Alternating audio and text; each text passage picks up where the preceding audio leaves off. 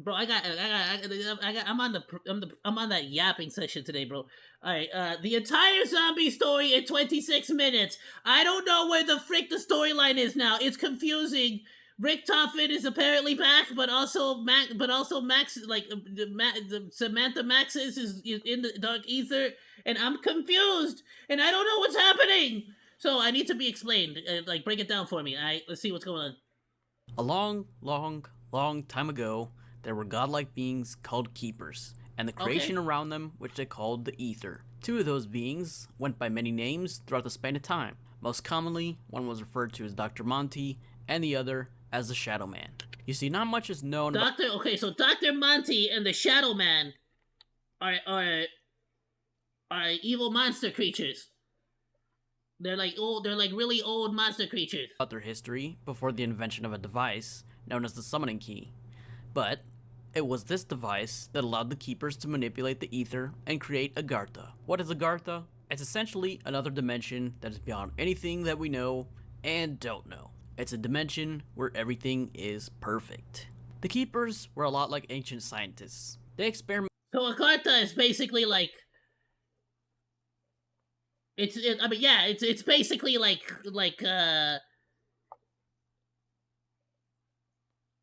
it's basically like a created heaven. Like they created the keepers created heaven basically. They were like, yes, now like we could create a whole dimension using the what device? Okay. Dimension that is beyond anything that we know, but it was this device that allowed the keeper the What was it other called? as the Shadow Man. You see, not much is known about their history before the invention of a device known as the summoning key. So they used the summoning key to create a dimension that could act as an actual heaven.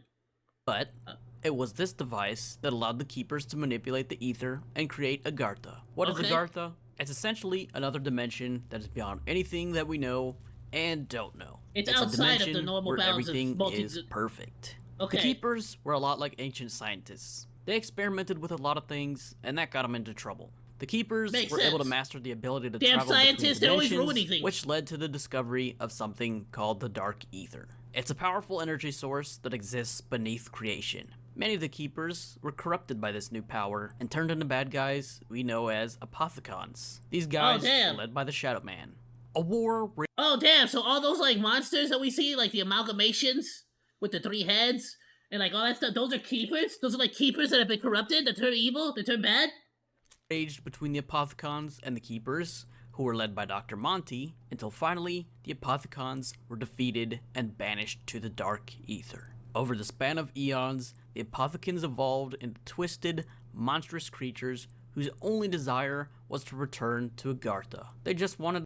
So they wanted to go back to the dimension they had created, the heavenly dimension they had created a long time ago, but they got like defeated and trapped. It like because they got corrupted by the evil, and then they got trapped inside the evil, which just made them even more evil.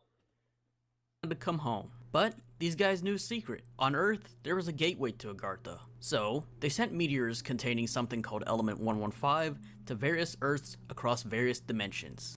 Oh, okay, and that's what the freaking alien. That's what the freaking alien thing was. Okay. It was their belief that if humanity waged enough war with each other, a rift would open up, allowing the Apothicons to escape the Dark Ether. Eventually, this does happen. The Apothicons escape, so the Keepers teamed up. If they wage enough war, that makes sense, because like it was literally World War II that forced Edward Richtofen to basically try to create wonder weapons and the teleportation device, and like it really kicked off everything. So eventually, yeah, like they would advance in war.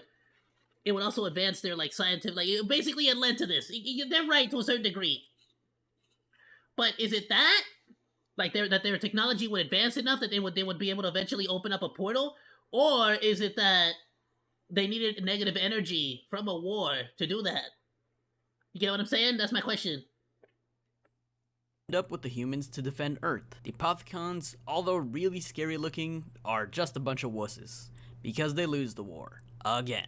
After the war, there were 4 knights wielding staves of power. These guys were known as Premise. But with all this magic, fighting, and dimension hopping going on, someone forgot to document the war. Now, there was also another dimension that documented the Great War, but we'll get to that later. Let's just stick with this dimension and fast forward to the 1800s. Element 115 was discovered in the American West. Yeehaw! It was also Let's during this go! time that a resident of the town, Jebediah Brown, created a piece of something known as the Agarthan device. It's an object that is used to shape our reality. However, it needs three things for it to work. The Vril device. So the Garden device can shape reality, but specifically our reality, okay? Blood of an Elder God, and an Elemental Shard. He created the Vril device, but didn't have access to the other pieces. Now let's again fast forward to World War II. Somehow, three major powers of the world discovered more of Element 115. The Germans, Japanese, and the Americans. What a coincidence, right? The Germans and the Japanese wanted to use it to create something of a super soldier that would be useful in the war. Group 935, led by German scientists Dr. Maxis and Dr. Richthofen, began. Okay, and this is basically where, damn, well, all of that before we even got to Richthofen and like the original Call of Duty, like Black Ops 2 storyline, basically. Experimenting with teleportation, but they screwed up and inadvertently created the first zombie. Seeing his failure, Maxis diverts his attention to making wonder weapons. There was a problem though. Money was low, so the Nazis. But now, knowing what we know about the Dark Ether, the fact that Element 115 corrupts a human being and turns him into a zombie makes a lot of sense.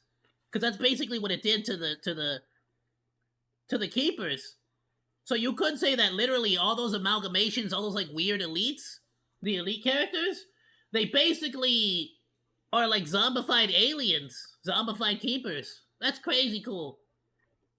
He stepped in and said, "Hey, I know we're fighting a war and Aliens' goal is always the USA. Why am I not even surprised? Let's be honest, bro. The USA is like basically 50 countries all stapled together. It's a lot of landmass. The odds are of us getting invaded or attacked is gonna be pretty high compared to like other places or Russia. But to be fair, you know, it's cold over there, so aliens are probably like, nah, it's too cold there. stuff, but we will give you some money." Oh, what was if it? you It was send us it making was also wonder Germany weapons. though. Began Germany's pretty experimenting with big. teleportation, but they screwed up and You would expect it to be inadvertently Russia, but it created was the first Germany and zombie. Japan. Seeing his failure, Maxis diverts his attention to making wonder weapons. Plus, to be fair, America's always getting involved in alien stuff. Like too much involvement. We've been messing around with aliens too much.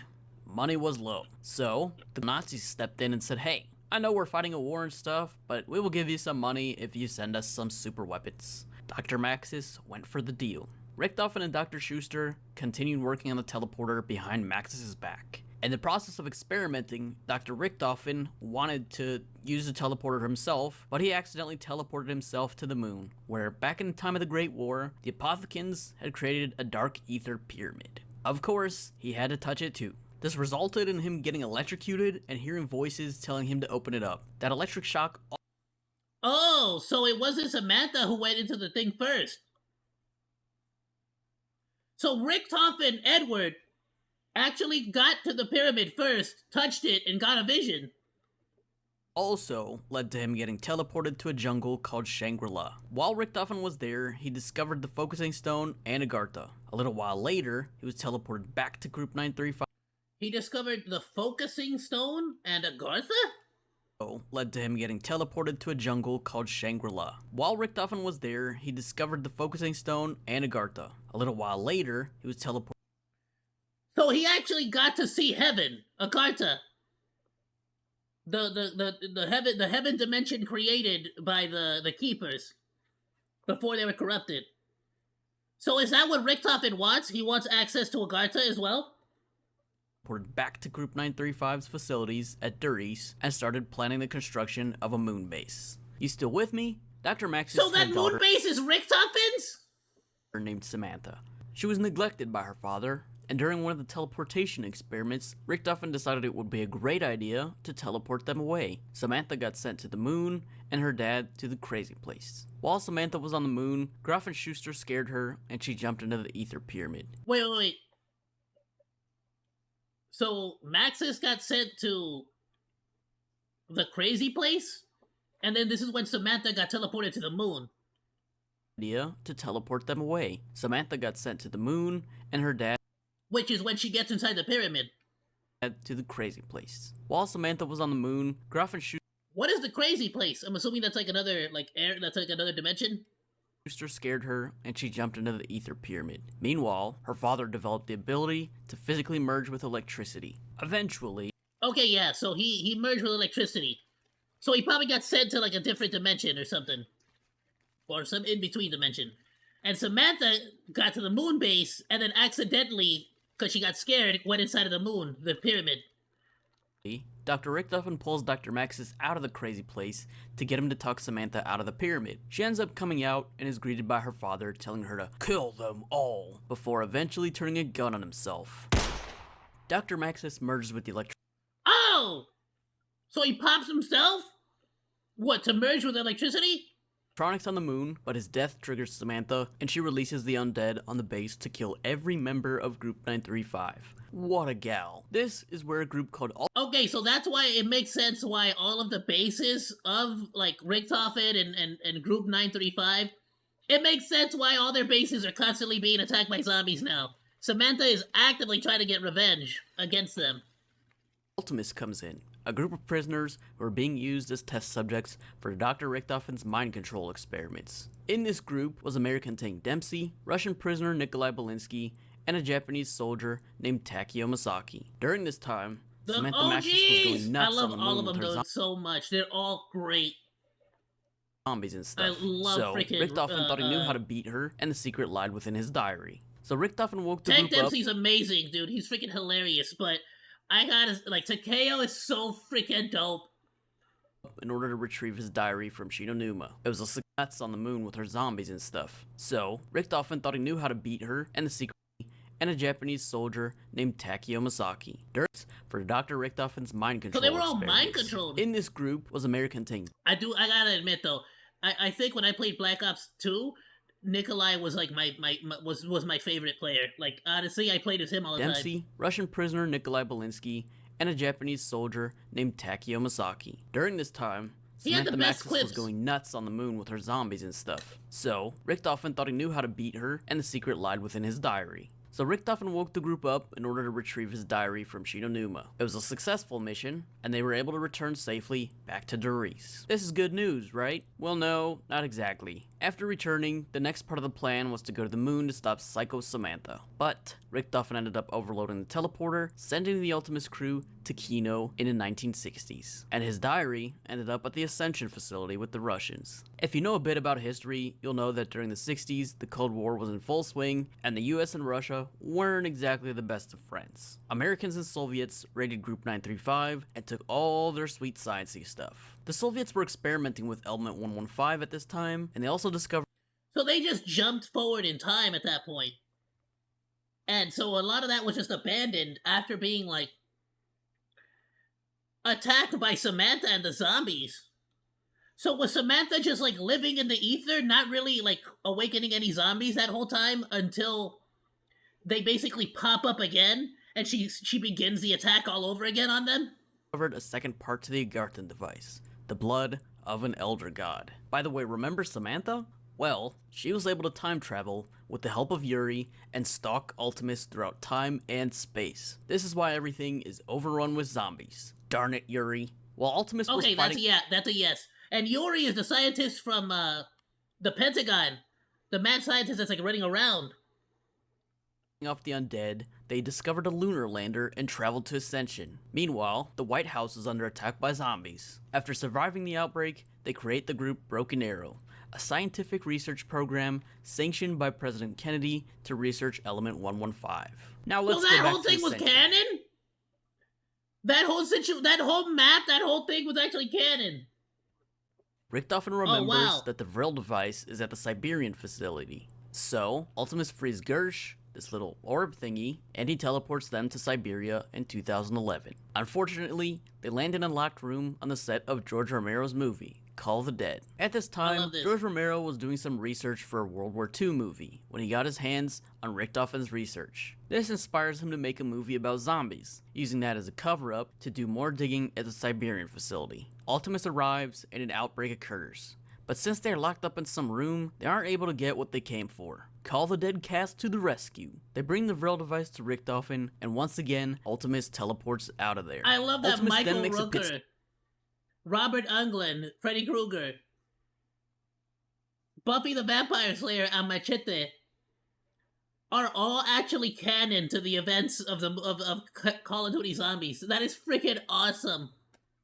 stop at the Himalayas, aka Shangri-La, in search of the focusing stone. Lucky for them, 2 British explorers got there first. The 2 British explorers, known as Brock and Gary, were looking for Agartha when an eclipse occurred and trapped them in a time loop. It's almost like somebody didn't want them finding Agartha. Anyway, Ultimus frees them in exchange for this glowing And that's rock. Monty. Finally, Richtofen has everything he needs for his plan. He teleports to the moon, combines the Vril device and focusing stone to power the MPD, and swaps his soul with Samantha's. Now he's in control of the zombies and the ether.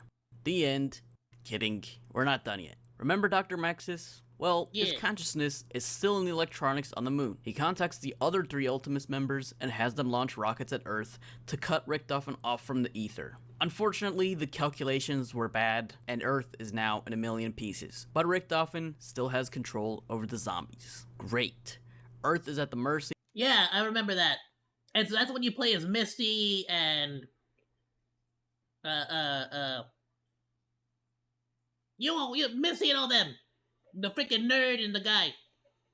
Of 2 mad scientists. Before we get any further, let's talk about what's happening on Earth while the moon Russell, stuff was Misty, going on. and, So, Broken Arrow was drilling for the other 115 guy. near Nuketown when their drill exploded. The CIA and CDC were sent to investigate, but when they arrived, they found that a zombie outbreak already occurred. Apparently, the explosion threw bits of 115 into the surrounding air and caused all the Broken Arrow employees to get infected. Getting back to the CDC and CIA agents, they don't live very long because one of the rockets from the moon hits nearby. Everyone at Nuketown is killed except for one Marlton Johnson, who happened to Marlton, be there we go. hiding in the fallout shelter there. Why was he there? Because he's a conspiracy theorist and wanted to dig deeper into Broken Arrow's experiments. After leaving Nuketown to continue his search, he meets Misty, Russman, and Stuhlinger at the Hanford site in Washington State. Stuhlinger. I'm talking about transit. Together, they become Victus. Then Maxis and Richtofen reach out to them. Both scientists were contacting survivors to activate pylons for them,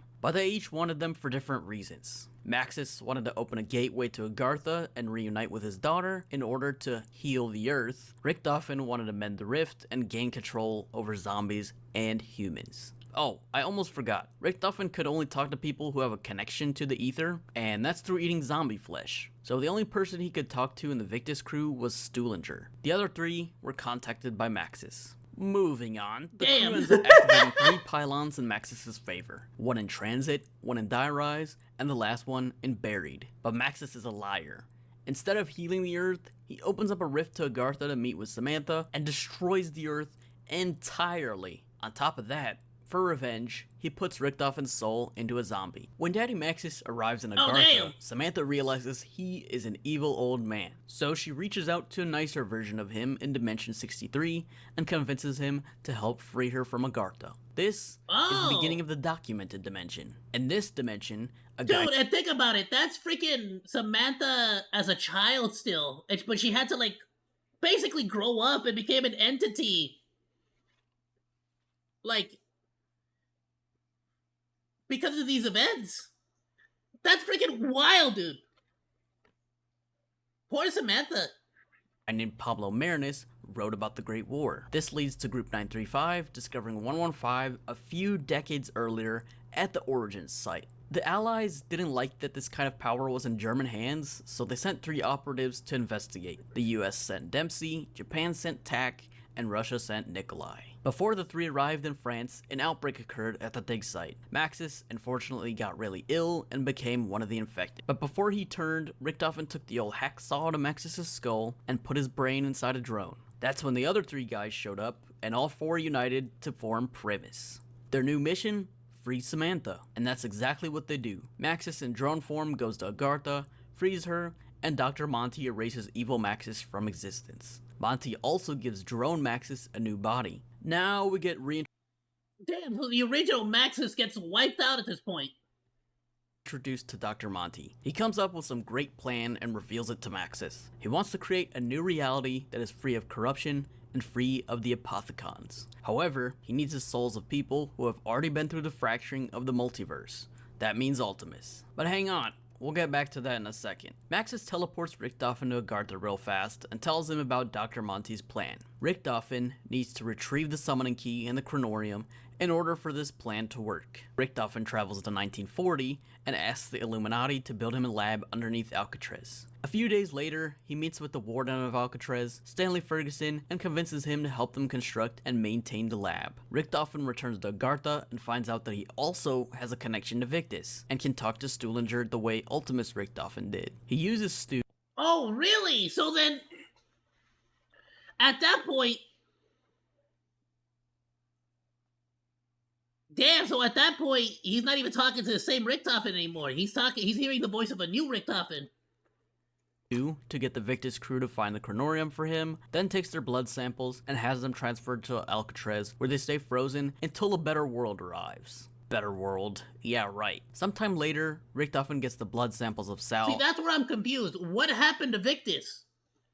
And Finn After from being Mob of the frozen. Dead and hands them over to his younger self. His younger self arrives from Zetsabo, gets the blood vials, and older Richtofen travels to Morgue City, where Shadows of Evil takes place. He recently learned that the summoning key was there. Before Richtofen arrives, the Shadow Man screws with the heads of 4 individuals in Morgue City. He tells them that they've done some bad stuff and that they have to do some rituals to free him and make up for their mistakes. The crew ends up freeing him and then realize that they were tricked. So they put him back in the summoning key, but then Richtofen arrives and takes it, dooming their dimension. Premise then travels to Doris and the undocumented So dimension. so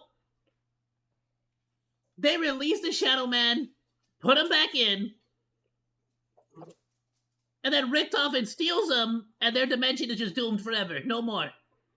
That sucks. In 1943, a few seconds right after Richtofen sends Sam and her father away in the teleporter. Boom! Ultimus Richtofen dead. Why does he do this? Remember, Monte needs Ultimus's souls in order to erase the Apothicons from reality. 3 more souls to go. Primus goes on to Horizon Drop. Oh, okay. And so now that, since he eliminated him there, they could just like take his soul and put it in the summoning. So now that summoning stone has, which again, the summoning stone was what was used in order to create Agartha to begin with. So now it has the Shadow Man soul in there and Richtofen's. Rock to get Ultimus Dempsey's soul, Setsubo no Shima to get Ultimus Takio's soul, and finally, Garad Grovey to get Nikolai's. In between Setsubo and Garad, they stop at Alcatraz for snacks. Then, Richtofen sends the souls to the house, where they can all be innocent children and play with the toys. Maxis somehow gets his hands on the summoning key and frees the Shadow Man from it. The Shadow Man then opens a rift and allows all the Apothicons into Agartha. This is what we see in Revelations. Dang it, Maxis. Monte tasks Primus with defeating the Why would he do that? They literally went back to Agartha to rest. And bro really just freaking let all the Apothicons in. Shadow Man and his followers, which they do, and they also drink the blood vials they get from Blood of the Dead. Because once they give Monte what he wants, he plans to erase them from reality. Monte is pissed, because they've just started a paradox by drinking blood from dimensions that don't exist anymore. Instead of destroying them, he sends Primus back to the Great War, where they start all over again. All the previous events that went down are happening again and again in an endless loop. But wait, so by drinking the blood, it creates a paradox? Okay. I forgot to mention something. In Mob of the Dead, 4 mobsters imprisoned in Alcatraz planned to escape love this map. using This a is one of my makeshift favorite plane. maps ever. Their names were Sal DeLuca, Billy Handsome, Finn O'Leary, and Al Arlington. But the plan falls through, and the other 3 blame Al and kill him on the roof of the prison. Sal, Billy, and Finn are caught and sentenced to the electric chair. They become trapped in purgatory, where those same events repeat over and over again until this happens. When Al kills the other mobsters, the loop breaks. But this causes other ripples in the timeline. This time, when Primus goes to Blood of the Dead, the Chronorium changes and the Warden stops them from escaping. In order for them to leave, Richtofen has to sacrifice himself. Why? Because the Maxis from Agartha radios him and says that the crew has to get blood from someone who has traveled through more dimensions than anyone else in order for them to open a portal and escape. That happens to be Richtofen. Great war, Richtofen. Damn. So that's the reason why. So because the events of Blood of the Damned, where the dude actually, the Weasel was his name, when he breaks the chain, that changes the events of this freaking timeline, where the Warden destroys the portal, and they have to do this. Okay. Richtofen wakes up, basically lets Primus Richtofen know that he was useless, and continues the rest of his journey with Nikolai, Dempsey, and Takeo. By the way, Nikolai is in charge now. Primus travels to another dimension where Ultimus is imprisoned in the Pentagon and classified. They teleport them out of there, and both groups go to Camp Edward, aka Alpha Omega. Why did they go there, you may ask? Primus and Ultimus have a plan to resolve the paradox. First thing they need is the Elemental Shard. So, they nab that from Camp Edward, and Dr. Maxis radios them saying it's too late. Turns out, Monty's actually a bad guy. He doesn't want to destroy the Apothecans and then the paradoxes that make a perfect reality. He wants to rule over the multiverse and get rid of anyone that gets in his way. Anyway, Maxis teleports Samantha and Eddie to Camp Edward before getting eaten by Dr. Monty. The two kids watched the entire thing go down. When they arrived, Wait, what? Sam, Samantha, and Eddie destroy the Apothecans and then the paradoxes Okay, so Monty's bad. Go figure. that make a perfect reality. He wants to rule over the multiverse and get rid of anyone that gets in his way. Anyway, Maxis teleports Samantha and Eddie to Camp Edward before getting eaten by Dr. Monty. The two kids, Samantha and Eddie, watched the entire thing go down. When they arrived, Sam unleashed her rage on Camp Edward and said she would kill Monty and burn the house down. After the Camp Edward shenanigans, Primus, Ultimus, and the kids... Wait, so does Samantha... I guess Samantha still has her powers then at this point. Does she just have those abilities now? celebrate their future victory in a forest, but they celebrate too soon. Primus Nikolai poisons their drinks, and then wakes Victus to bring him the Agarthan device, which they build at Tagder Toten. After bringing... Okay, this is where I'm mostly lost. Okay, so Nikolai takes everyone out, and then wakes up Victus. Okay. Nikolai the device, he uses it to destroy the summoning key, and the multiverse collapses with it. He also kills undead Richtofen, and then asks Sam to kill him. Everything as we know it, Monty... Okay, and that's how he stops the loop. He wipes everyone out, destroys the multiverse. Freaking Nikolai destroys the multiverse, so that there's only one universe, and then wipes out zombie Richtofen and asks Samantha to wipe him out too. Victus, the zombies, Apothecans, Element 115, it all gets thrown into the dark ether. The paradox gets resolved. Eddie and Sam enter the light at the end of the tunnel, and happily ever after. Oh, but see, that's the problem. Okay, he didn't wipe it out. All of it is in the dark ether. He basically created a dark multiverse. He didn't actually stop it. He corrupted the multiverse. Right? Enter the dark ether. No, From sir. the previous timeline, we know that the multiverse collapsed into one universe, free of Apothecans and free of corruption, and the rest of creation got sent to the dark ether, a place under creation and outside of reality. So does that mean that into one universe, free of Apothecans? Yeah, does that mean that Stoolinger, Misty, all four of these, are they inside the dark ether too? And free of corruption, and the rest of creation got sent to the dark ether, a place under creation and outside of reality. Anyone who survived, including humans and Apothecans, usually ended up twisted by the dark ether into different creatures and monsters that matched their environment.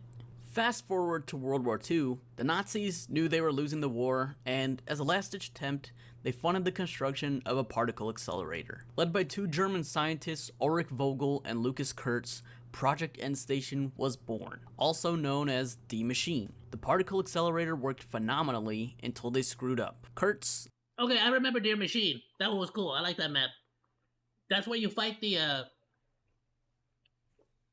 big dude. The big, like, big dude in the, you'll see him. Knew this would happen, and even warned Vogel about it. Vogel and Kurtz were performing a test on the machine when it malfunctioned and opened a rift to the dark ether. Creatures were pouring in, and the rift infected the air around it, turning Project End Station employees into the undead. Vogel and his team contained the outbreak, but somehow the cyclotron was operating on its own. He also began studying the victims and found that they were infected by something he called Exoelement 1. Additionally, he created a device that could restore brain activity to zombified soldiers, Der Veschler. Hitler saw the potential of weaponizing End Station, and he sent Task Force Boulder into the Dark Ether to ensure the Reich's victory. Sending that many individuals through the rift at once, however, overloaded the particle accelerator, sending waves of exoelement radiation throughout the lab. Vogel stayed behind to make sure that the task force made it through. When he died, he left behind a daughter,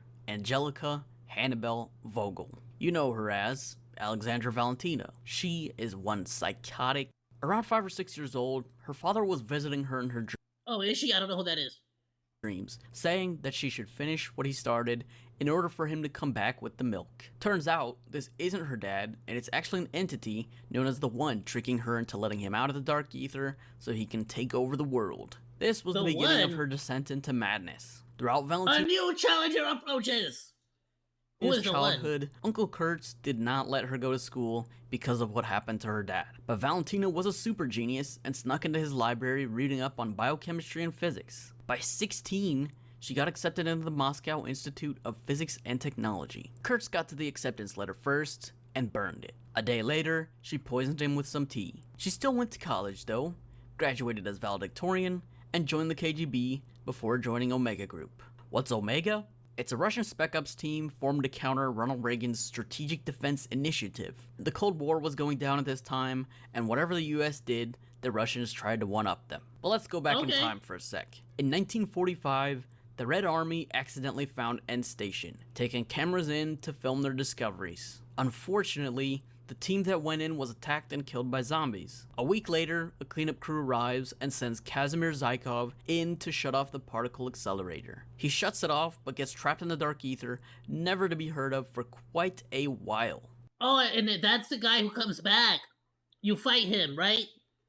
The Red Army cleanup crew also found the film reels of the team that went in a week before. The reels were hidden in a Soviet vault, only to be rediscovered by Alexandra Valentina 40 years later. This footage would end up giving her the approval that she would need to reactivate the cyclotron. She had a hidden agenda though. Omega was sent to End Station to weaponize their findings, but Valentina was really there to study the rifts, to make one of her own, and eventually reunite with Dad. 2 scientists, Medvedev and Orlov, were chosen to turn on the collider. They successfully Orlov! Yeah! He's like a big dude.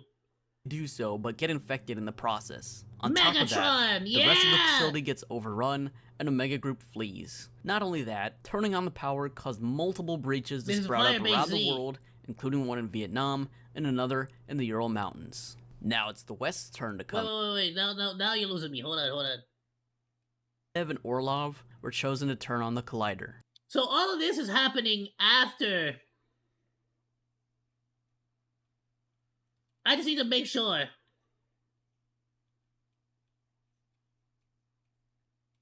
But, yeah, so this is after they basically closed off the multiverse.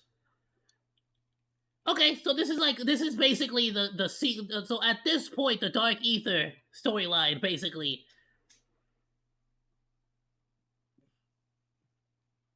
We're getting the One trying to crash into our universe. And the Dark Ether is just full of multiple universes now. So the One could be any random person that we maybe somebody we know, maybe someone we don't know, or it could just be a wholly new entity that was created in the Dark Ether. This is wild. Okay.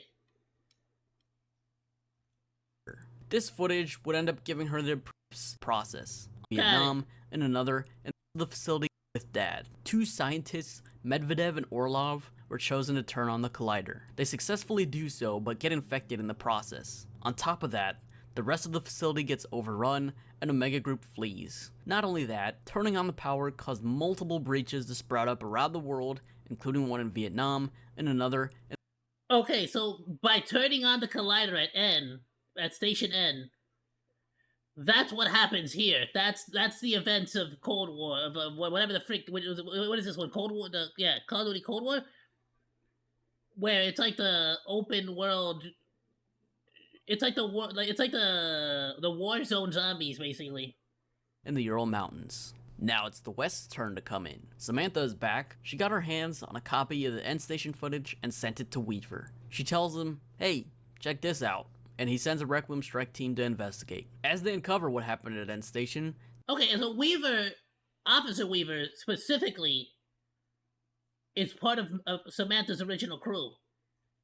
they meet Orlov and bring back some of his brain Wow, he's old in this one, the current one. function using Der Veschler. After having some flashbacks and remembering why he was there, he agrees to help Requiem shut down the accelerator. The lab blows up, and Raptor 1 saves the day. But Omega's not done yet. They built an outpost around the Oh, okay. I'm just making sure. So Raptor 1. Okay, we see. So Raptor 1's also in this modern one.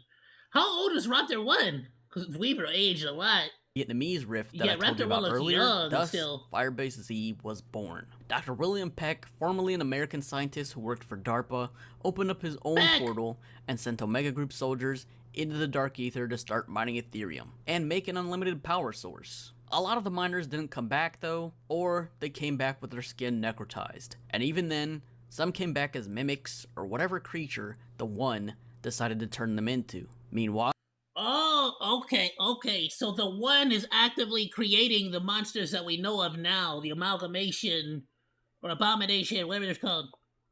Dr. Valentina secretly met with Dr. Coldclay to get Peck's blueprints for his portal. Poor girl. She still thinks her dad is alive. During this time, Samantha Maxis was on her way to meet with a defected Omega soldier named Ravenov. He was giving her the deets on what Omega was doing in Vietnam. She snuck around the firebase until she got caught and brought to Peck. Peck interrogated her, but to no avail. When she couldn't be broken, he threw her into the Dark Ether. Joke's on him. He does not know about her childhood. Out of her anger and hatred toward Peck, she caused an outbreak on the outpost. The portal at Okay, that's what happened. I was wondering. So basically at Project N, it was basically the infection. It's basically just the Dark Ether's corruption. Here, specifically here at Firebase Z, it was Samantha using her powers. That's cool.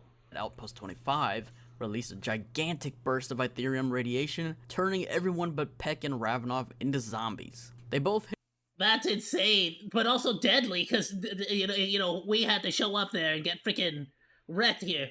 Okay, I was confused on who Peck was, specifically. safe rooms. Peck at Omega HQ, and Ravenov in a village close by. Ravenov called Weaver, telling him that Maxis was captured, and Weaver sends a rescue team. The team rescues Maxis, fights off this giant tree that's apparently an Elder God, and moves on to the next mission. That's an Elder God? In the Ural Y'all should get his blood. Sometimes you need some Elder God blood, you never know.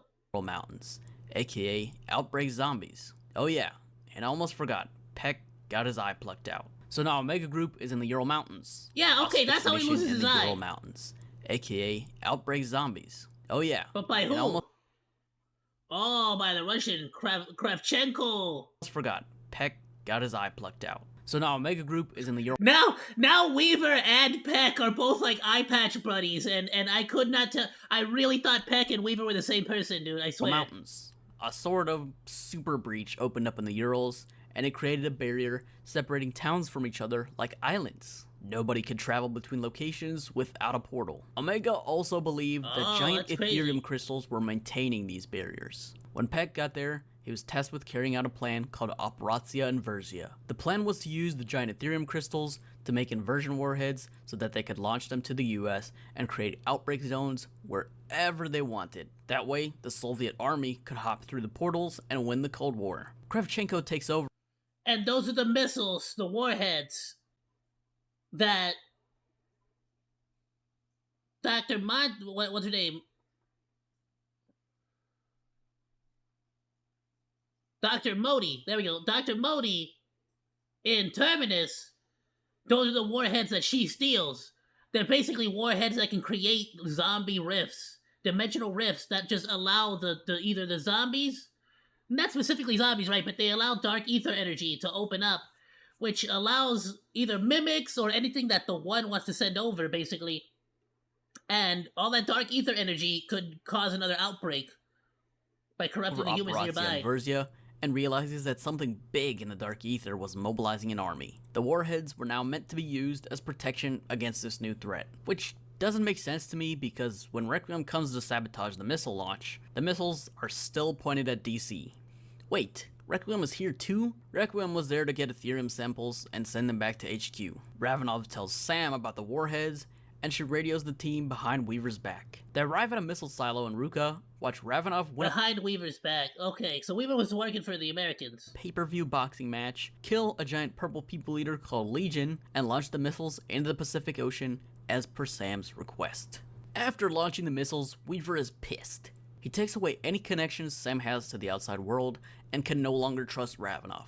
But Ravenov still has the audacity to contact Weaver again. This time, a handful of Omega scientists wanted to defect. Their only option for protection was to join Requiem, and reluctantly, Weaver agrees to pick them up, sending a strike team back into the Urals to exfil them. This basically becomes the second Outbreak Easter egg. Kravchenko saw this as his chance Okay, that's the people that you play as? to finally stop Requiem from ruining his plans after losing the missiles to the Pacific. So, he sent a guy named Dr. Hugo. So Sam basically doesn't, well, I'm assuming doesn't want Weaver to get the freaking missiles either, so she basically sent it to the Pacific Ocean to make sure nobody can get their hands on it.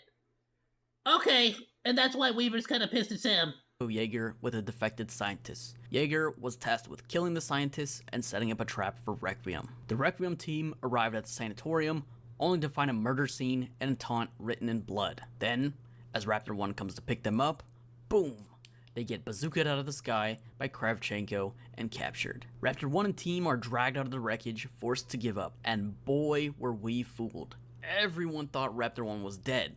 Heck, I even had a funeral for him. A few days later, an outbreak happens in East Berlin. Maurer Toten. Remember? Bro, he's still in the modern one.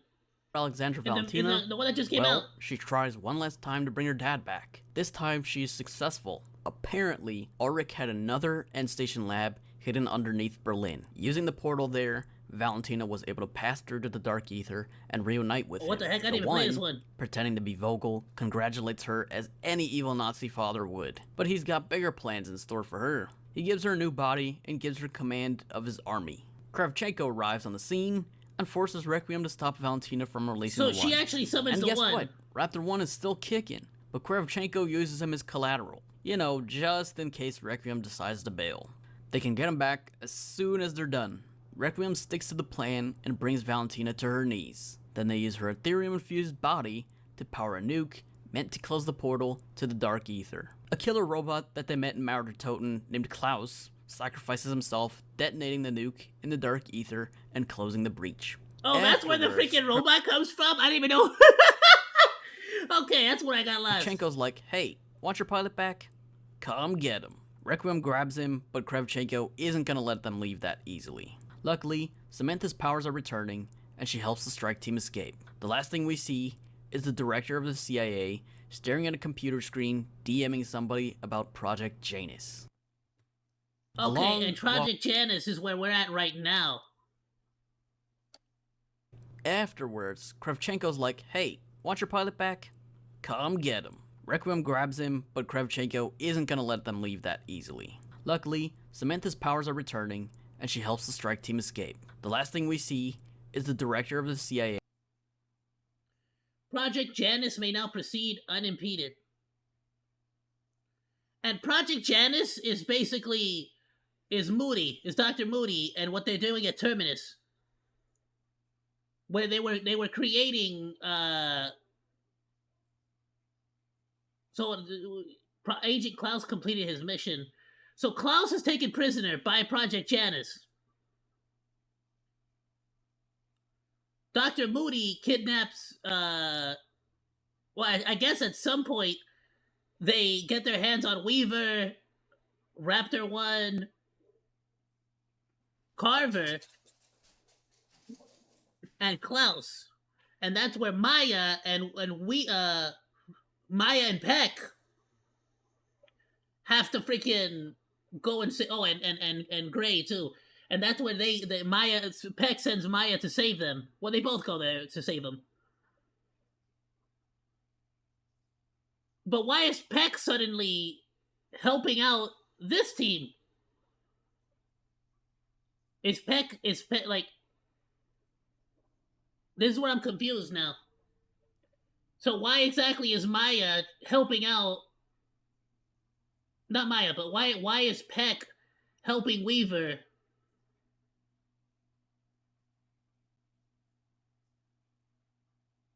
I don't get it. Because Peck has really been working for the Russians this whole time. Not the Russians, but for the Germans, I guess. I don't even know. Who the frick is he loyal to? Because the Russians freaking took his eyeball. Yeah, the Germans. He's been loyal to the Germans. Okay, I think I get where we're at. I think I'm getting it. I think I'm getting it. I just need to know. I guess I'm curious to know why Peck is working with them now, and I guess they want to get what happened to Samantha. Samantha used her powers, but what, she got stuck in the dark ether after that? After helping them escape? Because right now she's like trapped in the dark ether, and there's like an AI version or copy of Samantha. Well, what a great freaking video, my dude. Absolutely, drop a like. I'll drop a sub. I'm gonna share this on the Discord. Freaking great video. Go and check it out. If you guys are also like freaking confused on the whole Black Ops zombie storyline.